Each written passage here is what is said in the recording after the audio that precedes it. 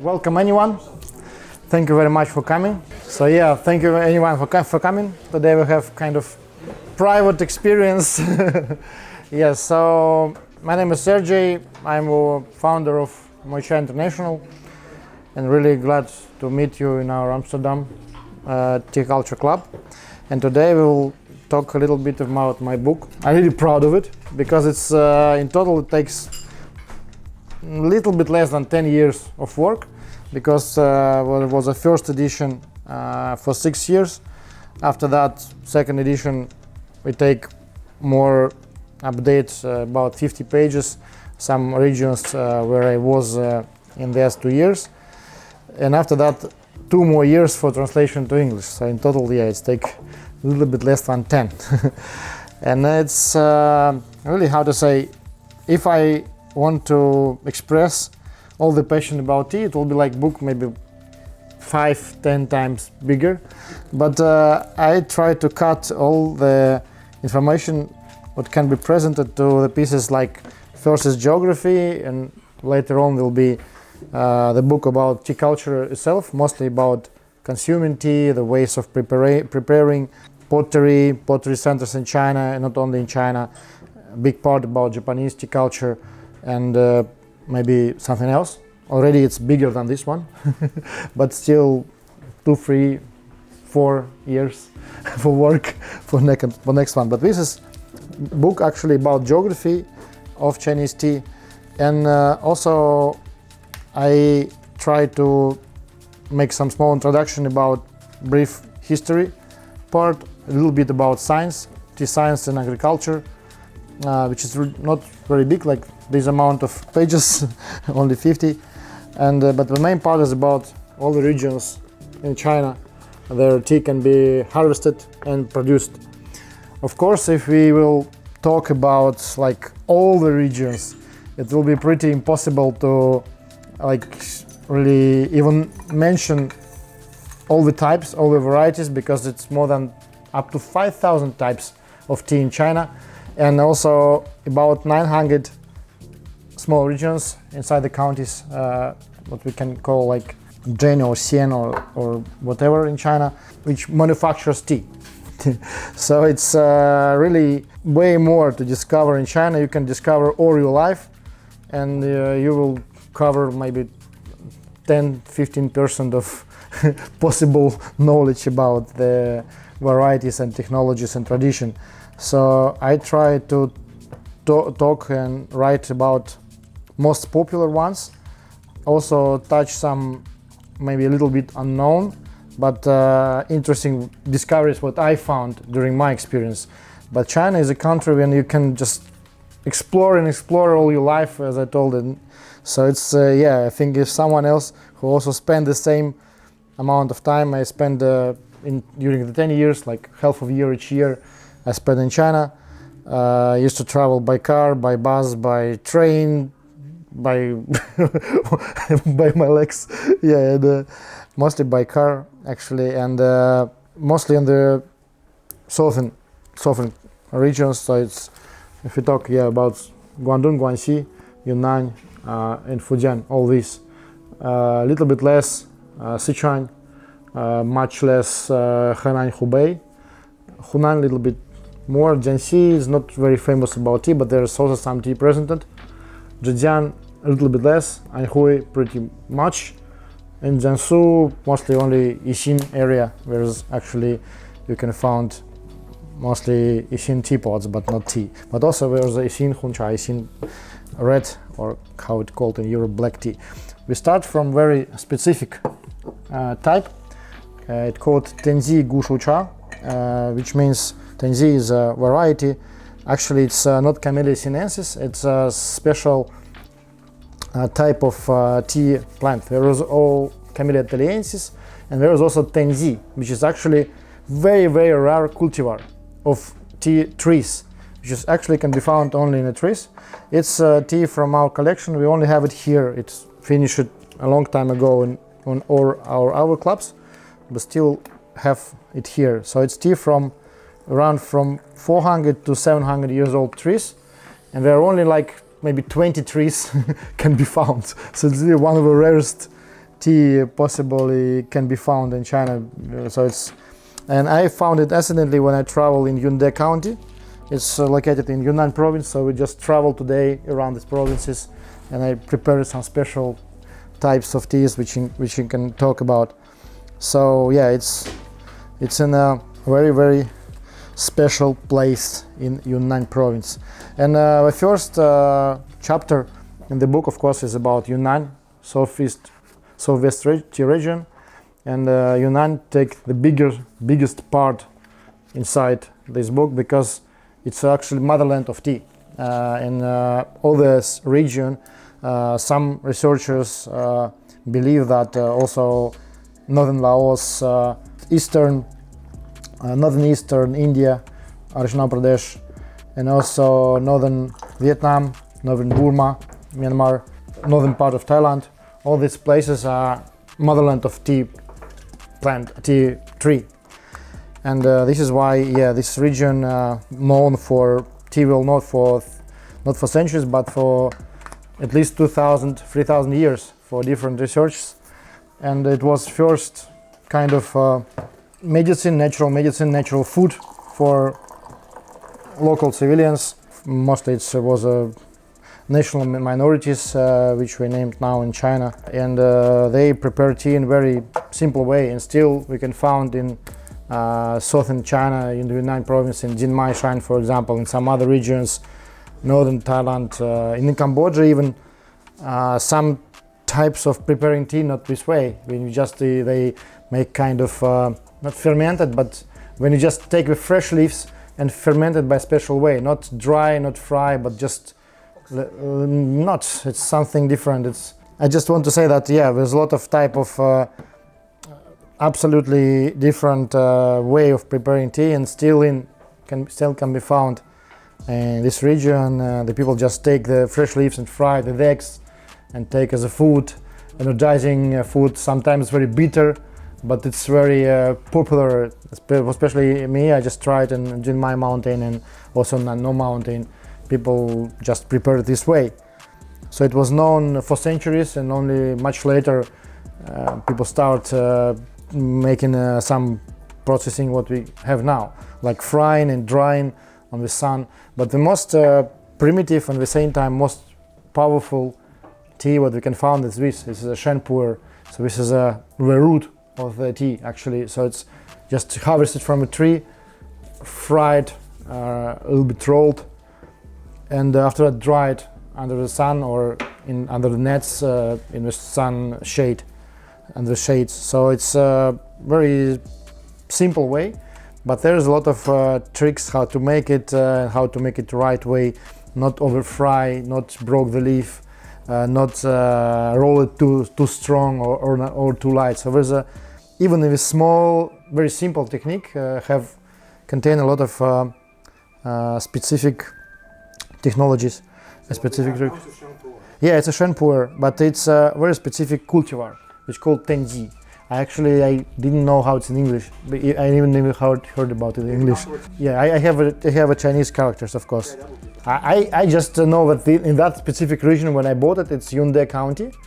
In that village, we only have 20 trees, and I never ever heard something about other villages. Maybe we'll also have, but it's really rare to find, and it's difficult to find even on the markets or whatever, because it's the same like. If, for example, Camellia Italiensis, you can find a lot of trees, and it's also at least more than 10 popular varieties, but way more can be found because it's a natural selection. And often you can find there is for example, Moychay Daijun, which means like Moychay big leaf variety, and this is not Camellia sinensis but Camellia assamica. And there is also a lot of modern, varieties which was made by the researchers, by the institutes of tea research in Yunnan, institute from other counties, other provinces in China, because it's very big market in China, of course, and now a lot of scientific work stay on this line of find more varieties to mix up with Camellia sinensis and Camellia samica, and also naturally can be found some new, for example, even like old trees, if it's like 500 years old, even if it's the same variety and they just grow nearby, we can have different taste. It's very interesting, and I personally tried. It's absolutely interesting, and they can't explain why actually, because maybe root system different or some other, but yeah. If we look for a botanical specific type of a tree, it's absolutely the same, but two trees in the same village, same variety, different taste. Magic. Maybe it also can, if you just research something about wine and terroirs and whatever, you can also say that from this side of a mountain one taste, from other side more sunshine, little bit different soil because of the something.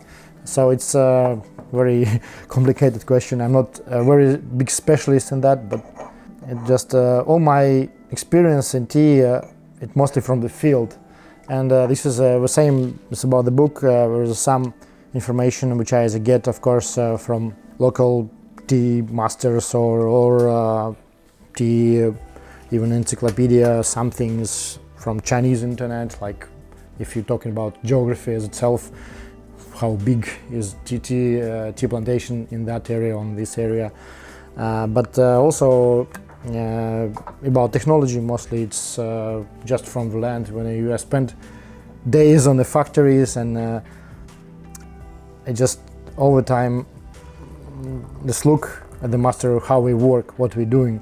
I can't call myself a specialist in preparing tea actually, so I'm not a technologist, but I've seen it for so many times. So if you give me fresh leaves, I will do something definitely. Yeah, so this is a thing. So the Raw Puer, the Raw means like fresh. Yes, exactly. It's raw, like raw Puer. It's not matured at all. It's not fermented at all. Not fermented, but which is very interesting about Puer, and especially about Raw Puer, because which is much different between, for example, green tea and Raw Puer. Green tea, there was a final drying up to pretty high degrees, more than 100. The drying, sometimes even, it depends on the type of green tea. But main thing that green tea, all the time the fermentation is stopped. It's called fixation. When it's on very high temperature, green tea, the same time, first fried after drying. Also, I just told because of different types of green tea, it can be a little bit different. But anyway, this last step with fixation stop the fermentation. Not completely stop, but just reduce it to more than 95%. It's impossible to be continue fermenting for years. But there was also, if you talk about green tea, some aged green tea, but it's 50 plus years old. We also have it here, something like that. So it's on Taiwan, there are some researchers who have stored green tea for years, and it also became Lao Cha, aged tea. But with Raw Puer, because there is no high temperature fixation, they dry the leaves very slowly under the sunshine on the bamboo sheets or whatever. Different, it can be even sometimes on plastic or even on a road if it's not very known place with a lot of tourists, how to say. Yeah, so the next tea will be also Raw Puer. Yeah, and next tea actually will be the thing what I just want to explain. So Raw Puer, when it's stored naturally, it continues fermenting all the time. This is why anyone of you know that aged Puer is something more popular and more needable, how to say, and more loved by the collectors, and because of taste and how it's changed and how it's naturally fermenting during the storage. And there's a lot of information about storage, how to do it right way, how to do it, and a lot of personal knowledge from different masters who make it. And actually there are no rules, because some people say, oh, it must be this way. There's, how to say, there is not a strict rule, but there's two, maybe three different types of aging. And the first is just natural aging in just regular, at home. And the main thing, it must be not too dry, maybe up to 40, it will be okay. but humidity around 40, no less, preferable 50, and that's it. No any other smells, some separate room. Maybe, I just at home, for example, I have two rooms specially for tea, and I just take a big cans for water, like with 19 liters, and just cut the top, fill it with water, and I have 20 of those. And they naturally, I have the humidity I need. But in China, of course, they didn't need it. So there's two different types. First is dry storage, which is mostly presented in Yunnan province and Kunming area, and also other regions of Yunnan. And wet storage, which is mostly present in Hong Kong, Guangzhou, and Taiwan, partly depends on who store. Yeah. Can you maybe some tea leaves put on the pot, and we can pass away? We can see that what kind of tea is with the eyes. Of course. If you like, it's no problem. Yeah, it's great. Actually, this one is also very specific type and a very specific Raw Puer. So this is a little bit fermented Raw Puer. I bought it around 6 years ago in Jinmai mountain, and this is actually one of my favorites, and it's much different if you compare to a lot of other Raw Puers. It's very clean, and a little bit looks like Hei Cha, black tea or red tea, how we call it. And it's very delicate and have a lot of how to say, balsamic taste notes, which I call it, and I love it. And it was sancha, so it was not compressed to the cake, but it was loose. When I found it, and so it was a funny story behind it. Just walk around the mountains, we filmed some documentary there, and we see some locals, they just drinking tea, sit outside. We just call us, we see some Georgian, yes, a few white people just going out, and in this area were not so many tourists, especially in that village, and we just call us, do you want to drink some tea or whatever? And I just go to, and I say, what are you looking for? And because I didn't need something for that time, because we already harvested and bought anything, and I just said, okay, Lao Cha Yoma, and you do have some aged tea, because rarely it can be found in villages. Mostly aged tea you can find in some cities, on some storages, some collectors, whatever. So this is why I just asked something what I definitely don't want to buy, but I asked something what I think they didn't have. So, but they say, yeah, we have something. And the woman, she called a bike driver, one man from here with the family, and she asked one other old lady to bring this box with the tea. And it was this tea, only one box, around maybe 6 kilos or something. And I just bought it. So it's funny. Can I ask you something? Yeah, of course. You're talking about dry storage. I had some tea once from Hong Kong storage. It's very wet. Wet basement, yeah. Yeah. Because Hong Kong and Guangzhou, there is also the humidity is extremely high, up to 18, sometimes even 100. So it's it's really something. But for some types of teas, it's okay, and some people love it, which is why I didn't argue that dry storage is much better. But I prefer dry storage personally, like this tea maybe. And but sometimes you just can't find. You only can find something like rare puer from some specific brand or specific place, and you just want it. And you drink what you can find because you can't find something else. So, for example, we had here we didn't have it a lot, but maybe later we'll bring more. Huge range of collection from Taiwan, and it's Taiwanese collector who mostly have CNNP tea cakes, and they are all, thank you, and they are all from 90s and maybe beginning of 2000, and these cakes maybe for me it's like something in the middle what I really love and what I really like to drink personally more. There are of course much more aged teas like from 80s and 70s, but the price is extremely high, and in this range you can find a lot of fakes which were sold by incredible amounts of money, like thousands and thousands of dollars or euros, doesn't matter. So I mostly didn't drink that teas because it's not only expensive, but it's really difficult to find something for a reasonable price in this range. So what can be found now, it's something like maybe 20 years old and still very tasty and interesting to have. So I think this is enough. Very special taste, this one. Yeah. It's this is why I just try today to select something which is different, completely different. We also have 2 or 3 teas which is like aged ones, and I really love that ones. We will have it a little bit later, so I have some kind of program. Yeah. Yes, it's also from Yunnan. It's also from Yunnan. It's from Jinmai mountain.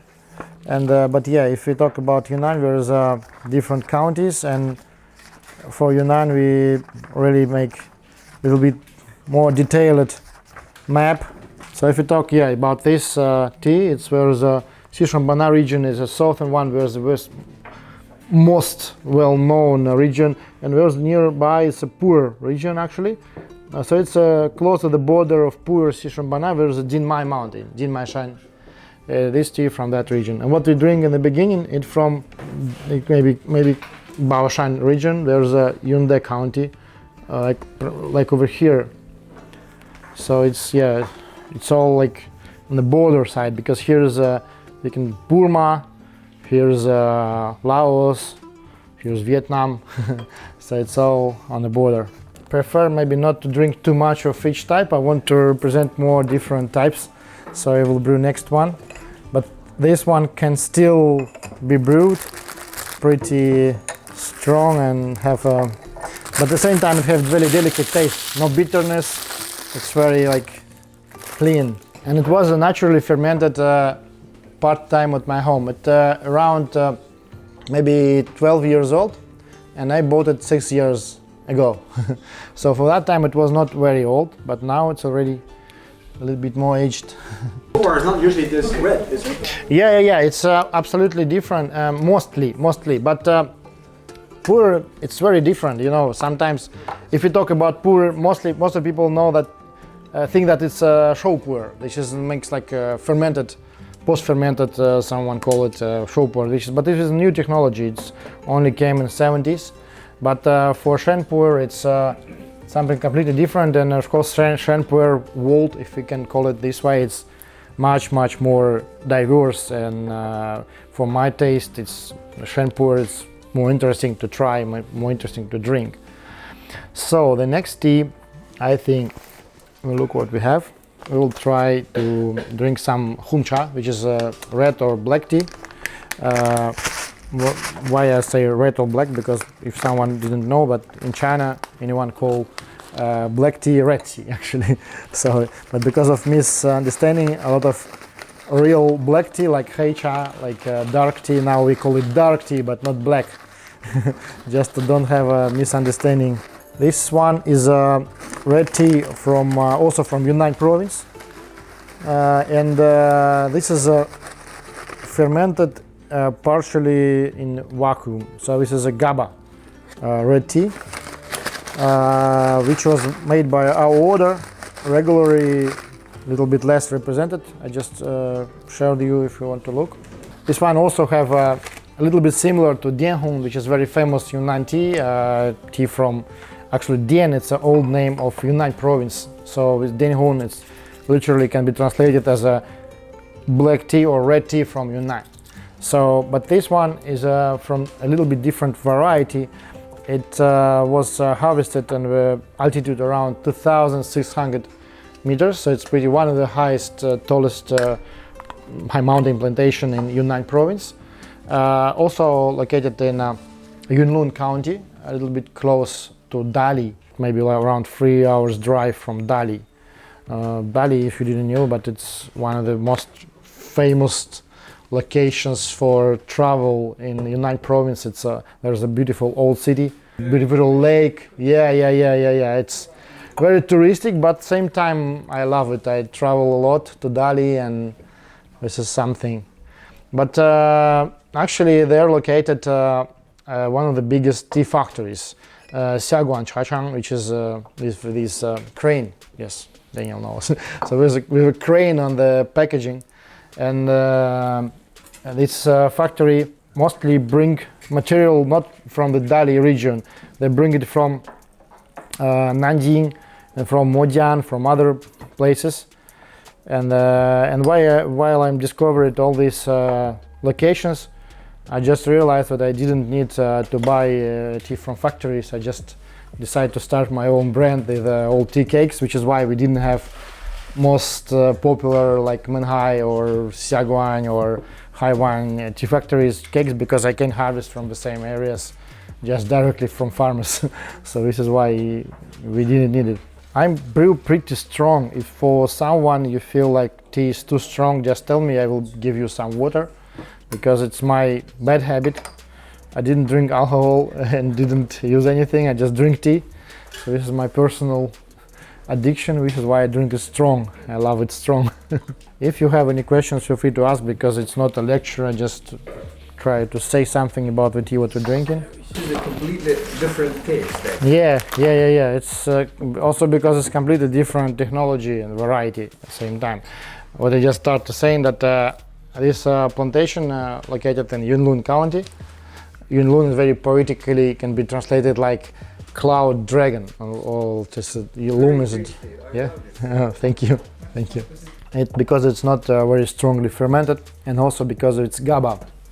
GABA brings a little bit acidity, but not very big in this type. Yeah. It's also because of the high mountain harvesting, and also second thing, it's because of cultivar. It's a little bit different.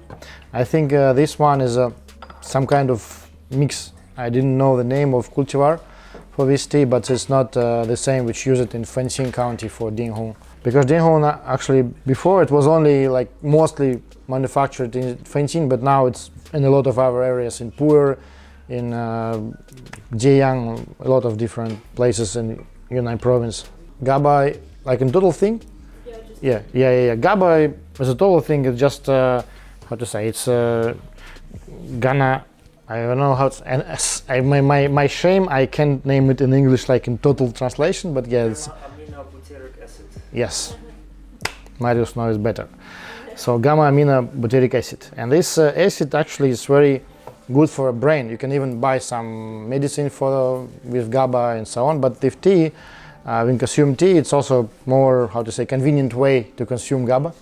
And for a lot of people, GABA works as a good brain mediator, like for the same time for relaxation, for stabilization of your mental state, how to say, because it also combining with all components of tea. It works like a very good thing for memory, for good sleep, or for activity sometimes even. And also there was researchers about the people who have some kind of lightly mental diseases. It also helps to normalize your state. So this is why GABA became very popular. And also, yeah, it's, for me, even when I drink a lot of GABA, I just load in a lot. It's very good for communication. It's open up a little bit. And if just regular tea mostly just stimulates you, GABA at the same time a little bit changes, make you more, how to say, I can't even say because it's very personal. For anyone, it's you can just drink and feel something different. But yeah, main thing is about technology. Mostly GABA is processed from oolong teas. First was Japanese who discovered this tea. They made it from green tea, and it was end of 80s, I think. And after that, this technology became very popular in Taiwan. And for a long time, it mostly was presented and manufactured a lot on Taiwan Island. But GABA was something like for tea nerds, how to say. It was not very popular for years. And only like maybe 5-7 years ago, it became more and more popular. And now manufacturing amount grow and it's also manufactured in Thailand, in Vietnam, in China, of course. But for example, Chinese people mostly didn't like the GABA taste because it's too acidic, not too delicate. I'm not talking about this tea because it's very specific type of GABA.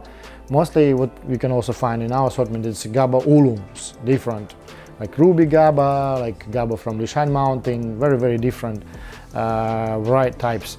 But main thing that it's mostly for export. It's funny to say, even Taiwan people, when I was there for a long time, and they just prefer to drink tin cha, how we call it, like natural lighter oolongs, like regular Taiwanese oolongs, what we can call. Sergey, what time of the day do you prefer to drink this tea? Morning. In the morning. Morning, because I can prefer with how to say. I can say that it's very good what we today started our degustation a little bit early, because regularly during my sessions we drink a lot of tea, and it energizes you sometimes too much. And if you make it in the evening, like at 7, so some people didn't sleep not till midnight, but till 3 a.m. or something, and even till morning. It depends of personal, personal reaction. Just one question, because in the morning I usually don't eat. Would you recommend drinking this tea or not? What? Sorry? Because in the morning I usually don't eat. Would you recommend? If you don't eat, I think it's better to just some lighter tea and not too strong. Even I can say that it's better to eat something, just a little, and after that drink tea, not for completely empty stomach.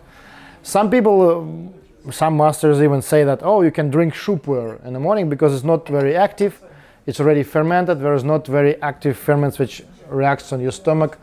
But what I can say from my personal experience, I prefer any tea only drink after I take some food, a little bit, maybe 20-30 minutes later, but not for completely empty stomach, especially if you just eaten only evening, like you have a big stop like for 12 hours of no food. I think it's not a good idea, but some people drink. But I personally think that it's not a good idea. It's my opinion. I'm not a doctor, but what I feel from my personal reaction, because I drink tea more than maybe 15 years, like very regularly, and for last 10 years, like in very big amounts, especially during travels and when I selecting some teas. Even now, for 2 years, I don't went to China because of the regulations, and it's difficult to go there, which is why we started factory in Georgia, and now I'm going to Thailand also for same reason in December, and so we looking for new locations. And during this time I received same time a lot of samples, so I also need to drink it, and sometimes I just can drink 30-40 samples a day, so it like takes few hours because we need make a selection. Here in Amsterdam yet not so big, but in Moscow, for example, sometimes it's up to 800 types. And to select these 800 types, I need to drink at least 4,000 of types each year. Try. So it's really, it's often. Mostly I just have samples, and I didn't drink tea for the second and third time. I selected. Maybe sometimes if I didn't sure, I call my colleagues who also have some experience, sometimes even more than me. For example, I have a very good colleague, Natalie, who is the editor of a book, actually, Russian book, and she had more than 25 years experience in tea, and she's a really great tea tester and helped me a lot in choosing and selecting teas, and also writing reviews and so on.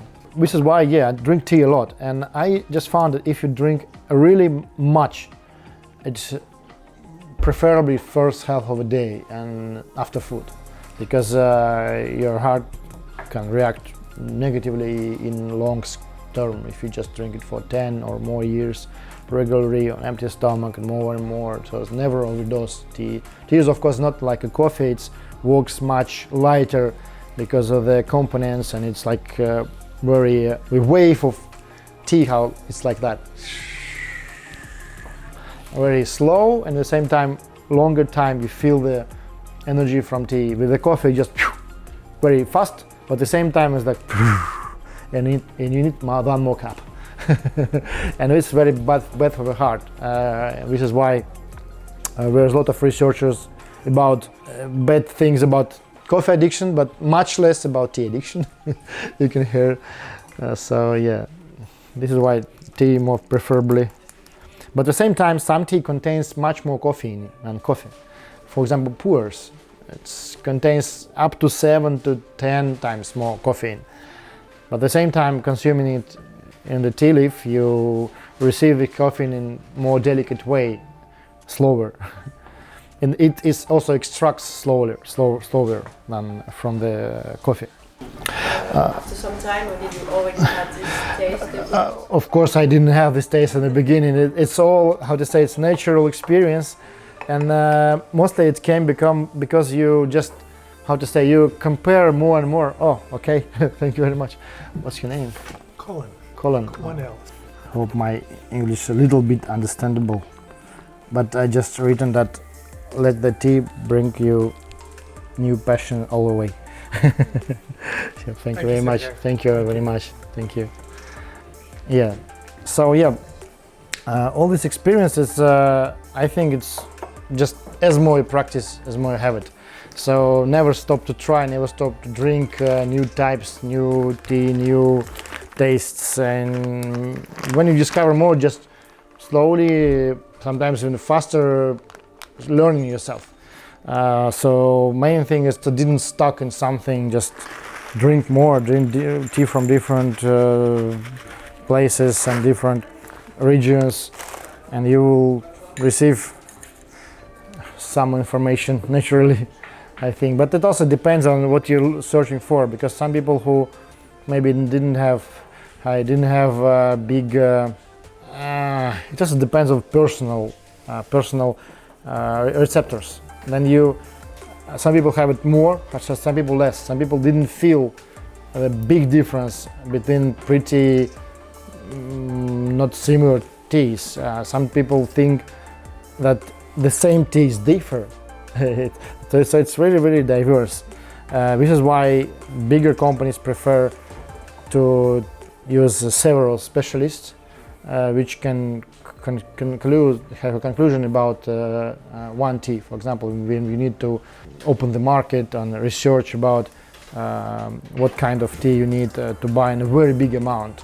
They need to try a big amount, like hundreds of types, and they need to buy something.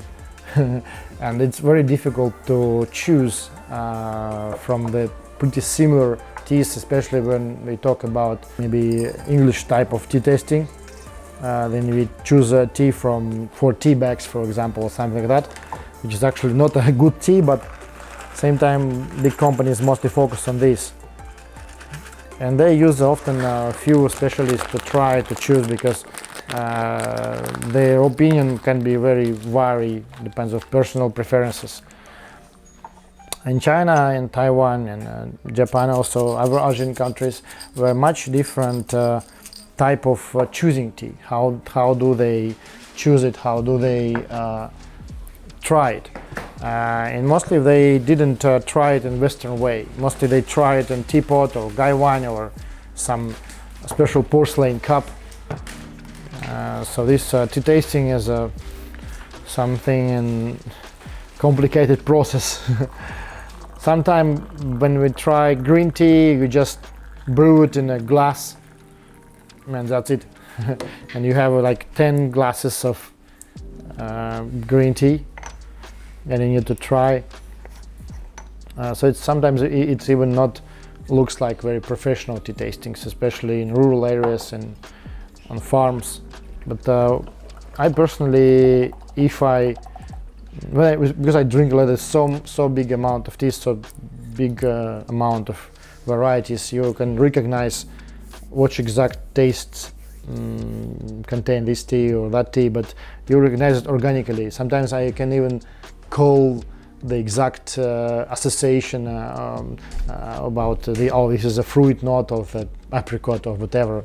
I can't name it, but I just feel it, and I thought, yeah, this is exactly what I need, or this is something completely new that I never tried before.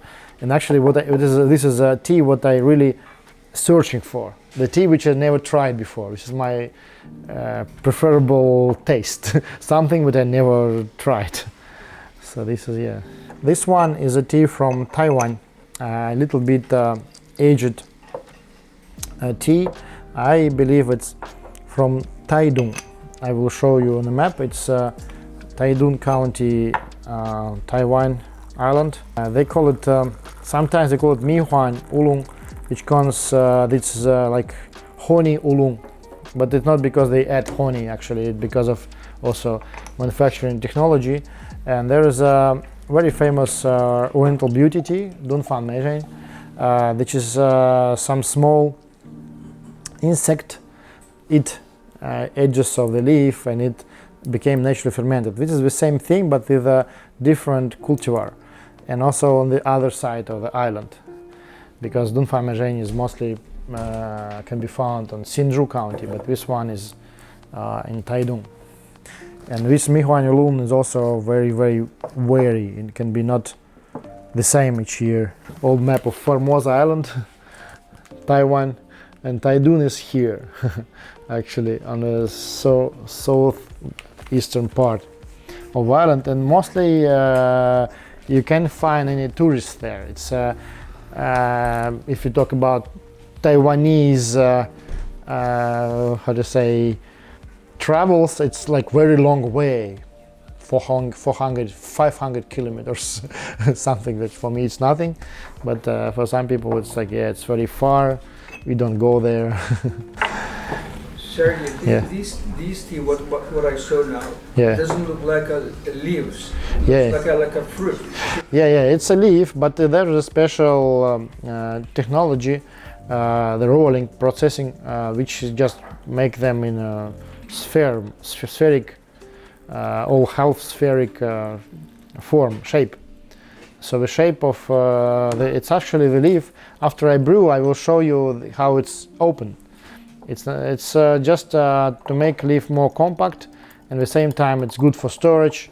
It takes less place. For example, for shipping, I just now ordered a big amount of GABA oolong from Thailand, and we decided, okay, let's make it loose, make it like a long leaf, but when we count the shipping, it will be a whole container if we didn't make it in this way. But when you make it this way, it will be twice cheaper for delivery because it's more compact. This is one reason, but of course it's not the main reason why we do that. Also because of taste and how it's open during from brew to brew, because all the teas in Chinese way you make few steps, and especially oolongs can be like up to 15, sometimes even 20 steps, so you feel much different taste because of this technology also. And this actually, the oolong processing is the most complicated process. Up to 17 steps, depends on the type, and yeah, it's withering. After that, sometimes a little bit of frying, sometimes we start from rolling even, but mostly from frying. After that, fermenting for a long time, or fermenting after withering. So it's also there are some experimental technologies which is not very popular in some regions, and some masters prefer to do something completely new. But yeah, but mostly, yeah, it's after the leaves harvested for oolongs, it's a withering, and after that it's fermenting. Sometimes it's even for 2-3 days, like tea guanyin tea, and they how to say, shake them a little for a very long time, few hours, or sometimes even 2 days, like shake, and okay, let them stay for a while. After they again shake. Sometimes it's manually, sometimes on the machinery. So it's, and after that they make rolling, and after that make kind of frying, and again rolling, and again frying, and again. So it's all like, and I just try to a little bit explain. Write a whole song about it. Yeah. Why not? I noticed that on the previous teas you used immediately the first steep, but this one you actually washed them a few times before you actually used it. Yeah. Is it necessary when it's all done? Mostly it's preferable to wash. I just wash it this tea because maybe just it's the first tip was not so opened yet because of the shape. Yeah, it's very strong, and the first tip I think not so tasty, but preferably of course any type of tea it's good to wash first, brew, didn't drink. Just my bad habit, I drink often first brew because I need to try the tea, and sometimes from the first brew I also recognize some tastes and some specific aroma and whatever. So for me it's important. And also first two teas was completely organic, and I also think that this one also because it's from Taidung, so it's okay to drink. So sometimes it's also some people didn't drink first tea because you just wash also kind of unorganic things, not completely but partially during this, and also sometimes some tea stored in not very clean place, so you just wash it. For different reasons, but mostly it's because of just tea didn't open yet, especially if you just drink compressed teas like Puers. First tip didn't open them yet, so you need to maybe start from the second one, even sometimes from the first one. It's from the third one. It depends on. I think the third and fourth, most of teas, yeah, third and fourth is more open, but it also depend on tea. This one, this tea is on the way to be aged, but it's around 3 years old, so this is why it's not very strong aroma already, but it's also not became aged already. So this is how to say it's on the middle way to being called aged tea. So this is not how to say like half aged, how we can say, but most of people who name Lao Cha, which aged tea, they can name it after 10 years or older. And this oolong tea, it's half fermented, so if you compare it to Hun Cha, which is black tea, or to green tea, which is opposite thing, this can be found in the middle, around from 25 to 35% of fermentation.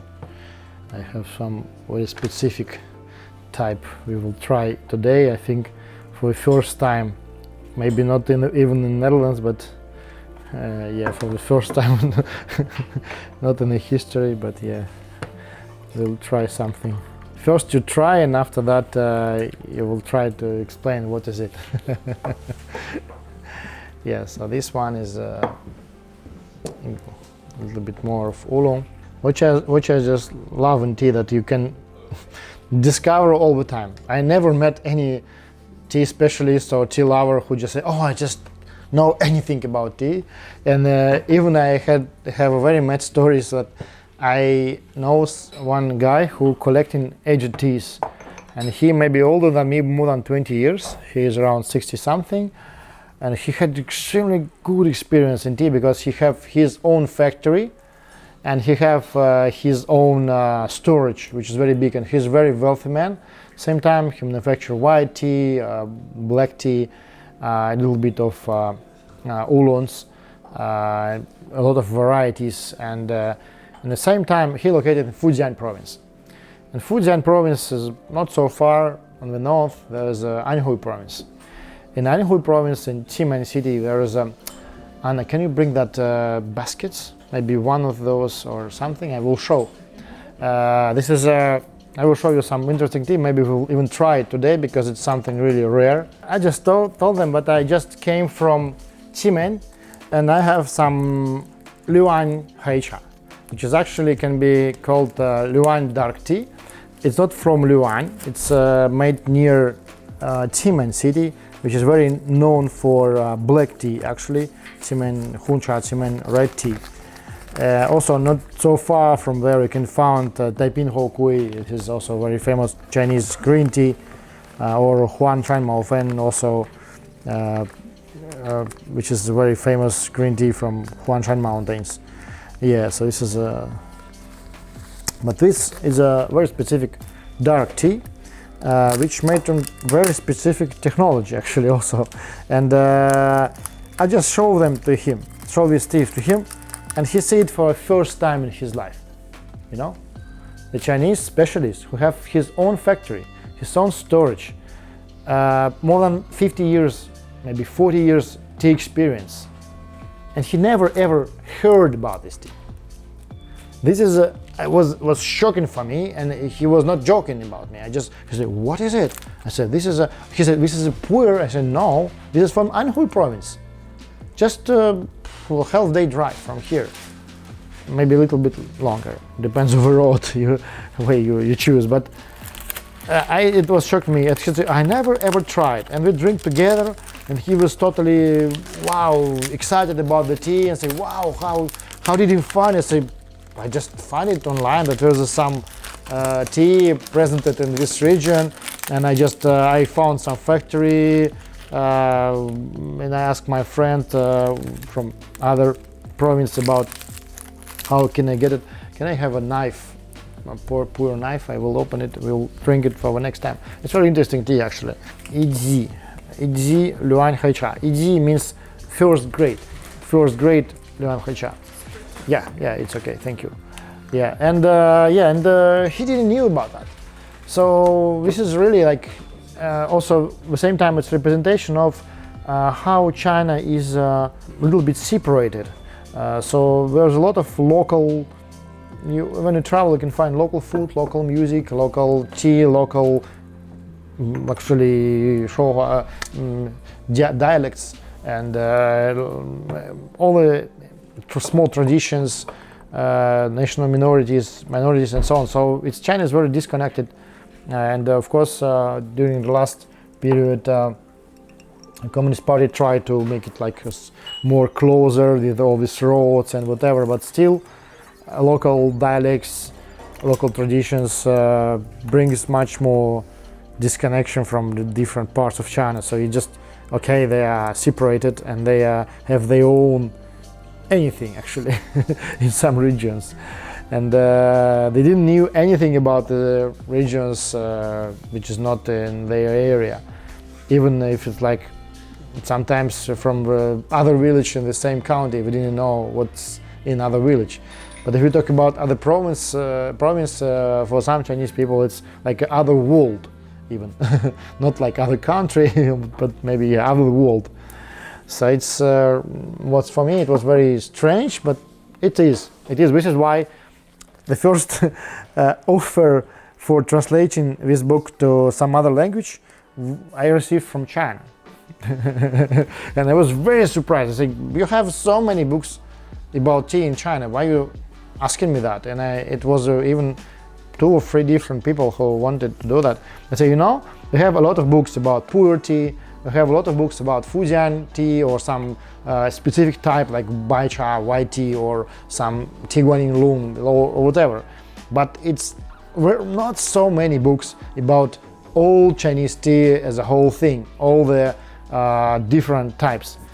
And I just also discovered after that, search for some Taobao online, and it's really not so much. We have some, but not specific with topic, with like a geography of Chinese tea and all this information compiled in one specific book. So this is a very strange to say, but yeah, as I realized later, we done something special. Yeah, so this is the way. Yeah, but I can't name it yet, but maybe for the beginning it's a great first step, how to say. But later on I want to add more regions. It will be twice bigger, I think. In this way we can call it not complete, but like close to complete. So the next tea, I think we will try this Luan dark tea, because I think anyone tried something like that? No one. Yeah, it's okay. It's really rare. It's Hei Cha. Is it a title? Yeah, no. It's totally different. It's just a new type of tea actually. So, and when I just explained a little about the black tea, which is called in China Hei Cha, but actually black tea is this type. They call it like Hei Cha, like black tea. And there is a different type of black tea. We also have a tea from Yunnan province, which is also very famous at Anhua Hei Cha, which is called also Anhua dark tea, and it's mostly made in bricks and I can show you in the book. There's a very beautiful pictures from these factories in Hunan province. Yeah, here it is. It's I was in this factory. Actually, it's my photos, like all the others, and it's the technology. Funny to say, came from Soviet Union, from Georgia, and now you can find the same bricks. Maybe someone can show, guys. We have maybe there we have like a cake, big brick from Georgia. Where is it? Maybe Anya will find. Yeah, this big brick. Yeah, big brick. But it's different by taste, but it's very interesting tea, and it's also completely different taste. It's a little bit similar like Puer, because then in 70s Puer was discovered, Puer Chao Cha, which is like fermented black Puer, was started. It was started based on the technology of manufacturing of Hei Cha. It's little bit similar, but it's different still. And these baskets, it's completely specific. Yeah. So this is still have a Soviet stamp. This is the tea from Kobuleti in Georgia, because we have a small factory in Ozurgeti in Georgia, so we have a lot of relations there. And we also have some Georgian tea here, not only this one. Yeah, but this is a very interesting story that machinery for the first government factory in Hunan province was delivered from Soviet Union, from Georgia, for that time. Yes, I was in museum in Hunan in Anhua County, and there was a big stand about these relations in 50s, and it was a very strong exchange between Soviet Union and China. There is also in Tibet mostly can be found tea from Sichuan province. It called Biancha, which means tea from the border, and they often made in Yunnan County of Sichuan province. Also similar technology, and also in Hubei province, and also in Guangxi province, Lubao tea, similar technology. So Hei Cha is very diverse and interesting group of teas, but it's absolutely not presented in Western world. Even in Russia, there's like tea culture, how we can call it, more established, and we have tons of tea clubs. Only in Moscow have 6 clubs and 3 bars, but 5 clubs and 4 bars actually. Yeah, this year we open one more. Yeah, and so we have even in Russia a lot of people didn't know what it is, but here, yes, it's how it's fermented. Often these bricks, especially in Hunan province, they are made, they are molded a little. This is actually the basket. This basket what we drink now. Yeah, basket tea from Anhui province. Yeah, so it's a really interesting story. We will try this tea. You will imagine you a little bit by taste, because it's completely different. You will try. The name, it's called Luan Hei Cha. Luan Hei Cha. Yeah, so we have it, a few types of this tea. We have it in stock. It's not very expensive actually, but it's very interesting. And it's a little bit similar. Black tea, fermented oolongs, puers at one time. So it's very interesting. I have a small documentary from the factory where this tea made, but the interesting thing that the last step, the heating of these baskets regularly made in September. After a few months of fermenting, natural fermenting, first they do it in April, as most of other Chinese teas, and after that they make some stop for a while, and in September we do a final drying process, roasting. So it's very also specific technology only for this type of Hei Cha dark tea. So it's something completely different. And even me, I only was like 2-3 times in this region, because it's You can't travel everywhere. It will take all your life. Most of these bricks actually goes to Xinjiang, Tibet, and Mongolia, and all these Middle Asian countries. So there's a big amount of people who just drink it, consume it in a way of very, very old nomads tradition or high mountain tradition to prepare the tea on milk with the salt, with the fat, and it's actually not the taste of tea, normal tea, but we just see that bricks, which Oliver show you up. There is a lot of sticks to make kind of formature for brick to didn't let it be broken. And also the harvesting of these leaves. For this tea, it's a little bit smaller, sometimes even just only one bud and two leaves. But for Anhua Hei Cha, Anhua dark tea, they harvest a big crop like that. And why? Which is just because most of the tea was very cheap for transport to some poor regions. And also same time, the technological process didn't, because of a lot of steps which have completely changed the taste, and they didn't need very delicate bud and two leaves, which is mostly needed for top teas. So this is very diverse. And also because of fermentation, what I just say that some of this Hei Cha is also molded by special fungus, which called Jinhua in Chinese, like golden flower. And this fungus is very good for stomach. There's a lot of research around, and even me, I personally participate in one scientific research about this fungus because we bring it to Russia, and in Moscow Institute of Food Technology, we try to grow this fungus on fermented herbs, but not on fermented tea. And we even made some very good research about that, and we will maybe later on, because we have a lot of our own production of fermented herbs, also using Chinese technology but other materials. So we will grow this fungus on these herbs, and it will be completely new thing because no one done it before.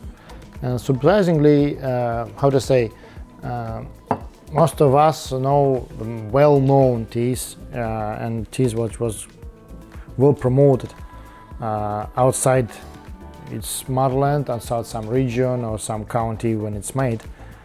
And but there's what I told in the beginning, that there are way more counties in China which also manufacture some very interesting rare teas, but no one promoted.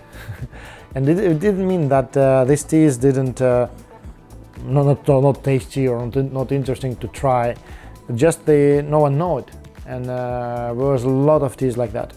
There's some rare yellow teas in the border with Sichuan and Yunnan province. There are some rarely can be found white teas, and a lot of different oolongs. For example, even me, just only last travels of last 3 years, in 2017 till 2019, I just more research in the region like southern Fujian, northern Guangdong, and I found some types which called in northern Guangdong. I found types which called Chao Cha. We just also have a back of this. Maybe we'll try later. Chao Cha, which means fried tea. But actually it's oolong tea, but fried on not so high temperature for around 8 hours. So it's very, very strong in taste, and it's a little bit similar to Puer, a little bit similar to Yan Cha, which is rock oolongs from Moychay mountains, and also same time it's very specific. Absolutely no one knows, even in China. Mostly it's just sold in a few villages in Jieyang County in northern Guangdong province. And there's a lot of stories like that, like southern Fujian oolongs, not from Anxi but from Binhe or from Zhaoan. And it's interesting to discover, and I told about this in the book. There is a lot of teas which is here rarely can be found. Baya Tsilan, for example, orchid with white buds. This is this is also a place maybe you heard about Tulo, which is a round big homes from the soil, which made from the earth rounded house. This is how we call it in English, earthen building. It's also inside the building. And this region, Tulo, and also partly Jiawan and also partly Pinhe County, there was a lot of these building constructions Tulo. So this there actually was only in the second edition of Russian book, and I also added to the English version. But then we just decided to stop the second edition. Also say, okay, maybe we will discover more, but we decided to print it out because we added 50 pages, and if I just travel more later, I just add more and more information about so it will be continuously. I think you already have kind of tea high, as I saw anyone so silent, no one talking anymore. We are stoned now. Yeah, stoned. Yeah. Can't recognize it. Yeah, it's a really different taste. It's didn't similar to anything else. Mostly reminds me of Puer. Yeah, a little bit like Puer. From my side, I can call it. It looks like also a little bit black tea, but just a little bit. Yeah. At the same time, it's not bitter, so it's dark, but it's delicate. Different material, mostly different material. For example, this one is like EG. This is like number 1, first grade. But there's also cheaper versions. It's also like 1 leaf, 1 baht, or 2 leaves, 1 baht, or 3 leaves, 1 baht, or only the bahts. For example, it's different harvesting, and which is why the price is also different in taste. And also it's from different years. For example, this tea are very suitable for storage, for natural aging, like wine, like Puer. And each year, this is from 2015. But there are also some teas like from 10 years old and even older. And it's very, very specific taste. It have much difference between new one and like aged one. The next tea will be some tricky tea. I first let you try a little. I first brew, and after that we talk. You will be surprised. It's something very different. If someone recognize, I will present you some sample from this. Maybe a little, but it's much closer to the origin.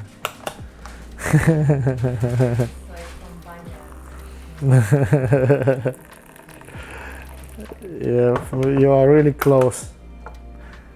But it will be honest to present you your sample. Yeah. No way. It's something, but you must. Is it Camellia sinensis or? No, it's not Camellia sinensis actually. What is It's I will name, so it's I just waiting for someone who recognize. Okay, I will name it because it's difficult to find. And what is it? It's a willowherb tea or Ivan chai, which is like can be found in Russia and other countries. Also, it grows here. So it's a herbal tea actually, but it's made on the processing of GABA tea. So it contains GABA. So it's a GABA Ivan chai, GABA willowherb, and it's made in Russia by our partners. It's our cooperation project. So I make a special Russian GABA, but not from the tea. GABA, it's gamma amino butyric acid. Yeah, so it's a kind of acid which is contains in tea and also in some other products, and it's very good for brain actually, and for mental health. Or for no, this tea actually is not contain caffeine, and it's not tea. It's a fermented herb, but it's made on the same technology like tea processing, which is why it's similar to tea by taste, but different. And this is actually something which is similar to what we have with our tea cakes, herbal cakes, but this is a different one. We will have it a little bit later. We just made few 100 kilos, yeah? Just out of curiosity, what kind of color is this herb? It's I will show you willowherb. Maybe you will even recognize it. It's also I think it's also grows here in Netherlands. Yeah, it does. I actually found it in a village just outside Amsterdam. Yeah, so I will show you like this. I think anyone seen it in some rural areas. So it's Ivan Chai. So yeah, it's in Russian it's called Ivan Chai. And a very funny story about this tea actually, that not exactly about this type, but Ivan Chai, it was widely can be found in Russian Empire, but in the 19th century, because Russian traders sell a lot of tea to Europe, and some of very tricky guys who start fermenting not tea from China but this herb. It's very similar in appearance, and they mix it up with camellia, with real tea, and sell it to Europeans. This is why a lot of there was a special, how to say, ban in the Russian Empire for harvesting this herb. So yeah, but after that, after some researchers found that this tea is also very healthy, and even now some people who manufacture it and promote in big amounts, it's like tons and tons of this herb manufactured in Russia. It's very popular, and people start drinking it. It have more than antioxidants, more than green tea, for example, and a lot of other very healthy things. And at the same time, it didn't contain caffeine for those who can't drink too much caffeine, can consume too much caffeine. Oh, just a second. They just consume this tea. Oh, just a second. I'm doing this last tip, and yeah, we also have not this one, but we have very similar one, other willowherb, and also we have some herbal mixes, which is very good. But this one we also will have a little bit later. Yeah, this is something. So we still have something. Yeah, we still have some time. I want to brew last maybe two of the very specific types, which I brewed on last session. But as I remember, most of you was not present at the last session, so it's very good that you will try it now. This is two teas, which is one of the best in my collection, maybe. It's from one Taiwanese collector. Yeah, and I will prepare it maybe in this spot. Previous, it's willowherb tea. Yeah, willowherb or Ivan Chai. We have it in different types. We have like Ivan Chai, but it also have some herbal mixes with Ivan Chai. But this is a GABA Ivan Chai, which is much more rare, and we will have it a little bit later, maybe in December. We will deliver some to here. Yep. It's this GABA Ivan Chai is a discovery of my partners, one big Russian company. They focused on mostly they manufacture some tea bag teas and whatever, but luckily we also invest something in research to make some special projects, and it was on their factory, and later on we'll have some documentary about that. They just found that Ivan Chai also can be made with GABA. So yeah, so this is very special Ivan Chai. We see what we will drink now. It's absolutely 100% specific type. It's oolong from Taiwan island, and it's from 1972.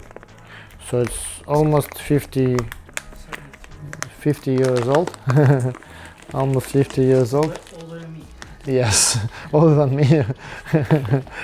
Yeah, so this is aged oolong, and it's very interesting one. I hope you will enjoy. Sadly, we didn't have it here because it's just I have lost 100 grams or something. It was bought around 7 years ago on Taiwan, And for this type of teas is we have a very interesting style of aging. Each from 5 to 10 years, it depends of the master who aging it.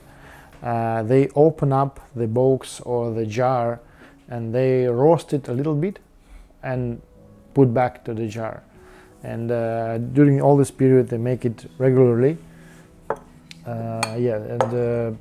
This is why with tea is it's a something. How many times Just do try. you leave between how many periods of time? Is it a year or 2 months? Mostly around 5 to 10 years, mostly. Oh, But okay, still once we open it, and so during the whole storage period, it may be like 10 times, and so it's very specific taste.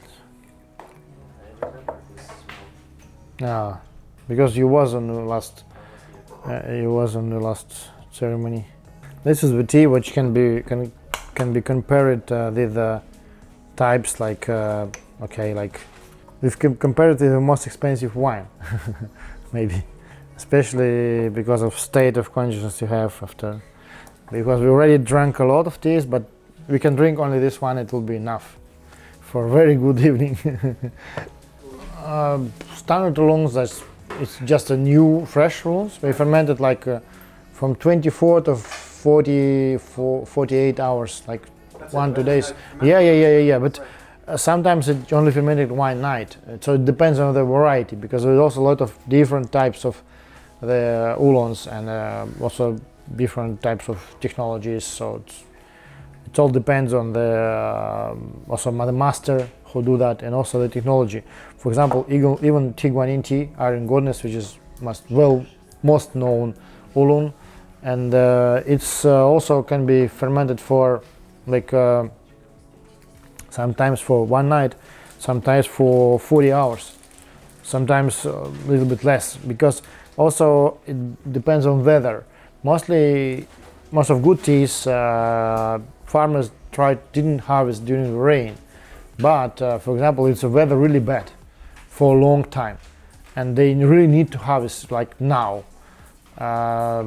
It means that they really need to do something with that, and they really can't do nothing. We really need to harvest it in this way. So, because leaves are wet, so there are a little bit differences in technology. How do we work with the wet leaf? The same with the same with a green tea or Hei Cha. If leaves wet, it's different technology a little bit. Also, to all of you will be a special present for those who didn't leave us. I want to share one of these, which is oolong, and I think maybe this Jinmai tea. I will ask my guys. Maybe Finn, can you give this to count? We have 6, 7, 8, 9, 10, 11 people. Make from these two, each of those 5 for this and 6 of these samples, and maybe 6 from this, 5 from this. So it will be 10. Just a friendly present. Oh, we have had these, right? Yeah. What? Yeah, one of them. Yeah. No, not this one. It's different. But we drink before. One is a milk. It's not mihuan. It's mixian oolong. This is a Jinmai Shancha. But you can just. I will write the names later. You can just. Well, we drink last. Does this have more caffeine than other teas we drink? I'm not sure about the amount of caffeine. I think maybe not more than the first 2 teas, but it's still very, very interesting one. I thought that when tea is ripening, the caffeine goes down, changes into other. Then GABA, you say what you say? The caffeine Yeah, goes what? goes down When what? when the tea is ripening, aging. A little bit, but not fully. And also there's a research that it's depends on type of storage, depends of how strong the pressing, because how much oxygen can go inside if it's cake. So it's very complicated process. I can't say that it's 100% wrong or not wrong or right, but it may be. You wasn't the last. You wasn't the last. I just reminded blood pressure, so I just remind. But if it's yeah, Shen Puer. Puer has high caffeine. Yeah, because it's also because it's harvested from the trees, and the trees tea from the trees contains much more minerals. Not only because it's like older tree, but because the root system is more bigger and it just take more from the soil. And also, yeah, it's something different. And also because we are not active agricultural land, so it's still wild lands. More tips of this one. And also because if it's aged, you can brew and more and more and more and still have taste for a long time. So you arrived in the right time. We drink the best tea. Yes. More of this one, and I think we'll try the last one, maybe even not from this box because I think it will be too strong for today. We'll try, I have some tea from Krasnodar region, one of those, and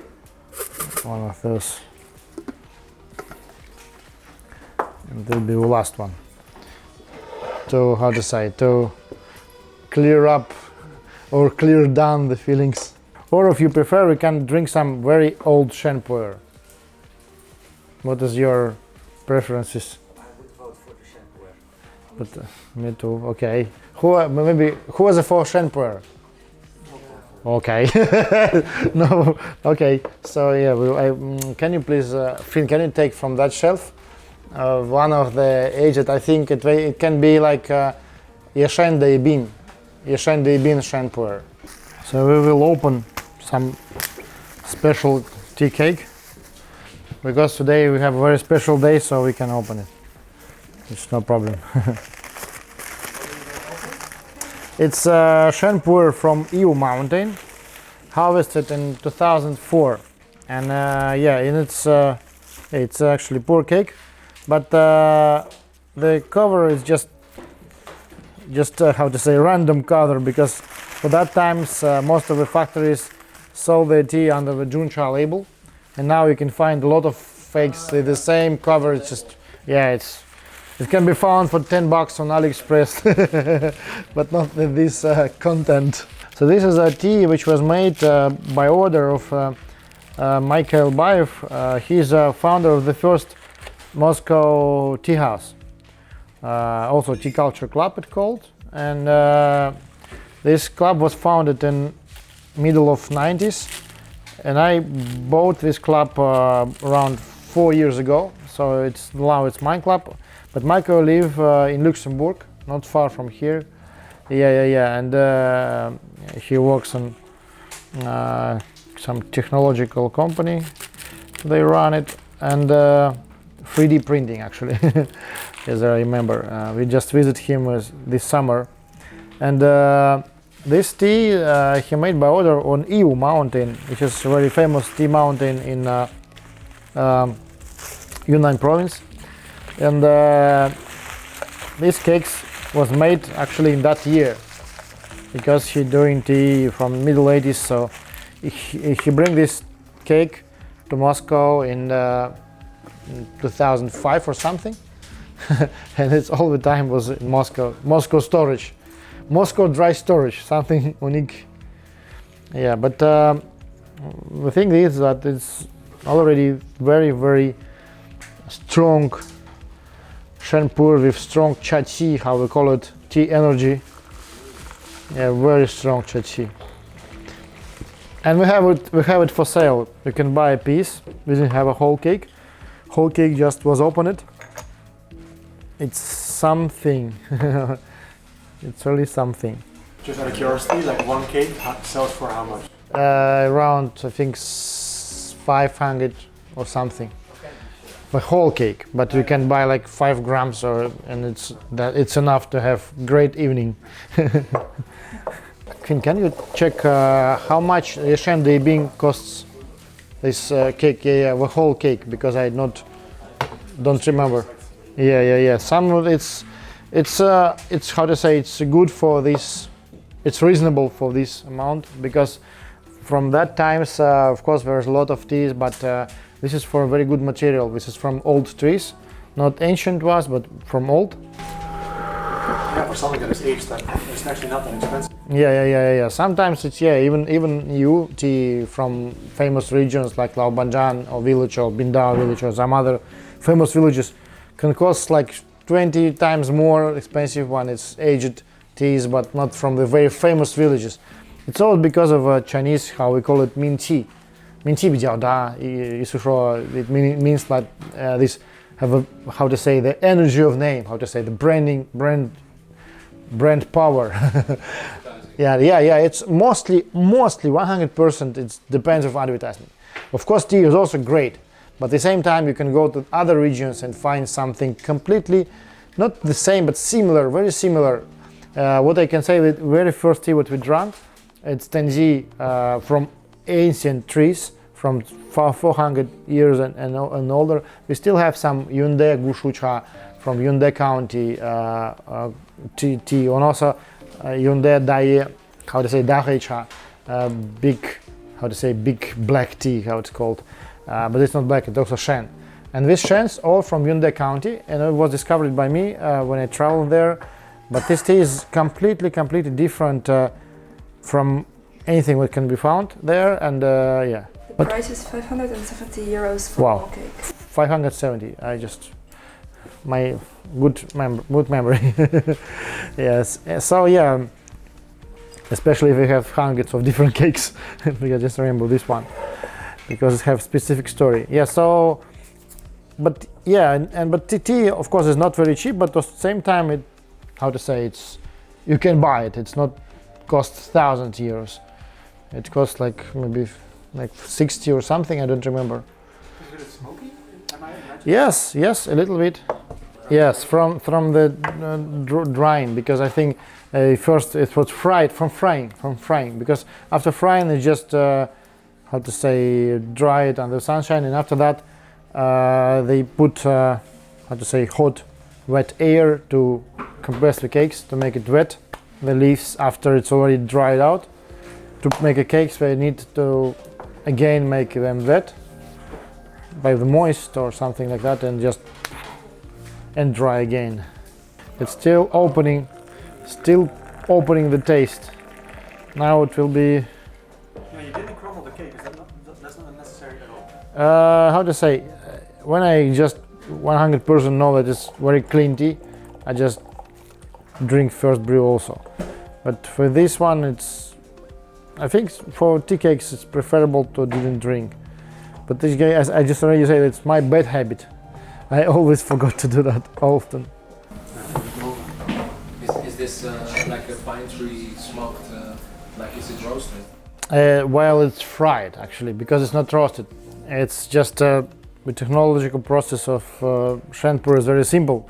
The first leaves just lay down for a while. After that, they just fry it, and after that roll it a little bit.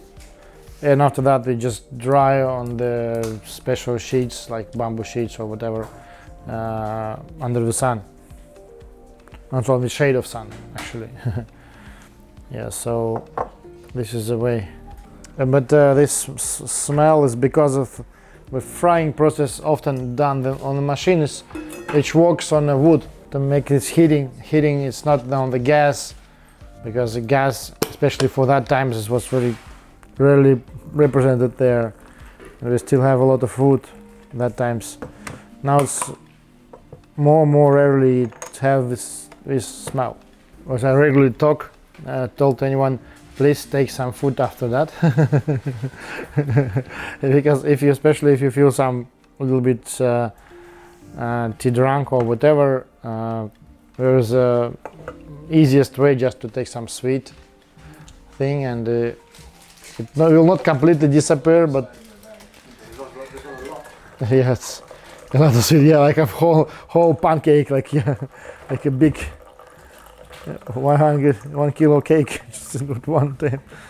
When you have different tastings, Yeah. use different teas? Yeah, of course, of course. Each time when I especially I do the sessions like here in our cities where we presented, I most of the time, all the time, it's just different teas. For example, today from last session, maybe we drink only one tea from last session. All the rest was like a new or something different.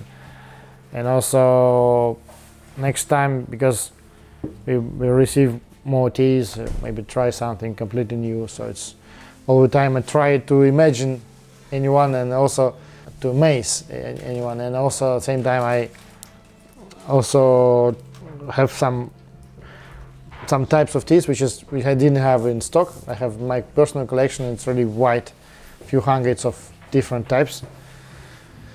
So I try to bring something special each time. And for me, it's also a kind of chance to brew and see and hear some words about some very specific types. So mostly in my personal sessions, I represent some rare teas which is difficult to find, or something which is just like new stuff like this GABA Yuan chai or something like that. So it's kind of introduction to something new. Yeah, for me it's important part of. Yeah, so I will brew a bit more for stuff. So thank you very much for coming here today. It was a wonderful meeting for me. And I just love brewing the tea. So for me it's also a great pleasure to serve you and tell some stories, and we try to do it regularly. I think maybe next time it will be something around Christmas time in December, if we will not be completely locked down. I hope so. So we will have kind of sessions in the end of December or maybe middle December or something. Now I need to travel to 3 more countries and get back. Yeah, because we need some harvesting of winter oolongs, duncha. Yeah. Did you do it again? Yeah. Sergey, Yeah. I have a question. Yeah. Of course. Yeah. You were talking about Ali Yeah. in Yunnan. Yeah. Have you been to the 3rd month fair, the Moychay? What? 3rd month fair. Third month. It's a 5-day fair. Usually in April, but it's in the lunar. I just heard it's a big holiday there. Yeah, like kind of. It's a big holiday, but Yeah. it's a big market as well. 5 days, and Ah. from hundreds of miles around. Wow. Come with their herbs, their medicines. I heard. By the bags full. So I heard a lot about that, but I never went in this time there, because which is mostly in the April time. I'm in other provinces, because in Yunnan there most of the great tea made a little bit earlier in March, and this is why I'm traveling Yunnan regularly from middle March to the very beginning of April. And after that I moved to Fujian province and some Anhui province for green tea, and which is why I just missed that, but I heard a lot about that fair. Yeah, I will try. Yeah, thank you very much. It's good advice, because China, you can just spend years and years and years and more discoveries just now. Yeah, I heard a little, but yeah, it's interesting about herbs. Whereas in Anhui province, there is a very big city called Bozhou, and there is hugest in China market for natural medicines, for herbs, for kind of roots and plants and whatever. So it's for those who are interested in Chinese traditional medicine, is like number one city, Bozhou, in Anhui province. The secret, cut it from the video. Joking. And that's it's. I also was there once, but we didn't focus too much on this medicine part, because it's absolutely different market. We need a lot of knowledge to know which kind of products take and how people need to consume them. But this is why we rarely bring herbal teas from China. because we have a lot of Russian and European herbs.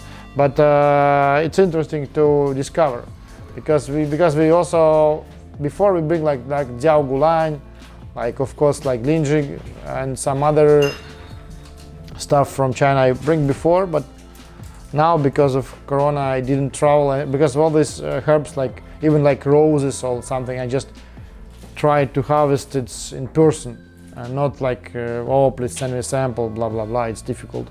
So this is why I just maybe, yeah, when borders will be open, we discover more in person.